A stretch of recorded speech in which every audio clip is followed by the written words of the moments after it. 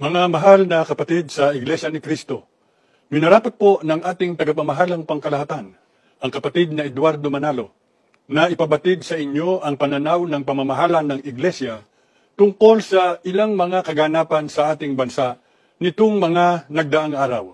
Hindi po lingid sa ating lahat ang malawak na bangayan at hidwaan ng mga namiminuno sa ating bansa at ng mga mamamayan nito, bunsod ng mga away politika na nagdudulot ng pagkakabahabahagi, hindi lamang sa mga nanunungkulan sa gobyerno, kundi maging sa saloobin at opinyon nating mga Pilipino. Sa harap ng mga pangyayaring ito, nananatili ang pagnanais ng Iglesia ni Cristo na magkaroon ng kapayapaan at pagkakaisa sa ating bansa.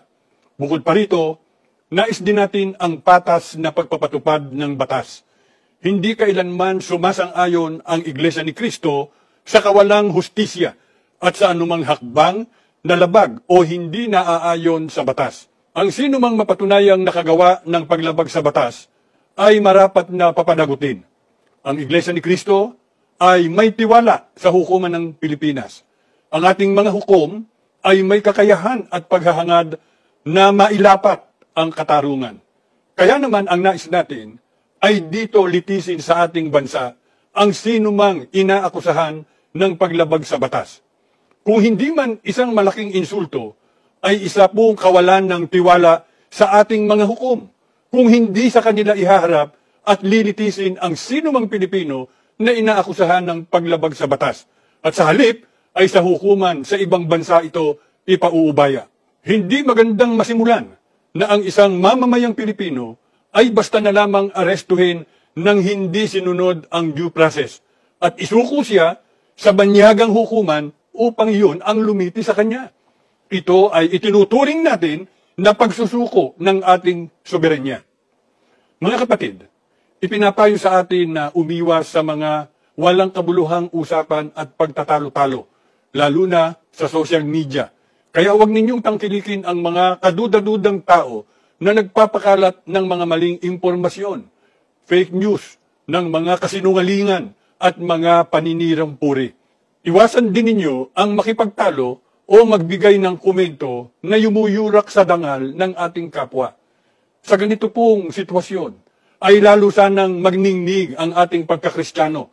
Kaya, itinatagubili ng kapatid na Eduardo Manalo na patuloy nating idalangin sa Diyos na nawa ay igawad niya ang kapayapaan sa ating bansa, hindi lamang para makapamuhay tayo ng tiwasay bilang mga mamamayan nito, kundi higit sa lahat ay para payapa nating maitaguyod ang paglilingkod natin sa Kanya. Sumaatin nawang lagi ang kapayapaan, ang pag-ibig at pagpapala ng Panginoong Diyos. Ang posisyon po ng Iglesia ni Cristo ay ito. Kung ano ang tama at kung ano ang nasa mga batas natin, yun sana ang dapat pairalin. Huwag po itong pilipitin para umayon sa nais ng sinuman. Hindi po sumasang-ayon ang Iglesia sa anumang hakbangin na hindi naaayon sa mga batas ng ating bansa. Sapagkat ang batas po ang salalayang nagpapanatili ng kaayusan sa ating bansa. Kapag ang batas ay binaliwala, ay nagbubunga ito ng kaguluhan, hidwaan at kawalang hustisya. Alam niyo po iyan. Sino mang Pilipino o mamamayan ng ating bansa na may ginawang paglabag sa ating mga batas, dito dapat litisin sa ating bansa. Bakit po? Sapagkat gumagana naman ang sistema ng ating hustisya. Hindi po natin sinasabing wag litisin ang dating Pangulo sa mga iniaakusa laban sa kanya. Ang saganang amin po, nagtitiwala ang Iglesia ni Cristo sa integridad at kakayahan ng hudikatura para pagpasyahan ng ganitong bagay at usapin.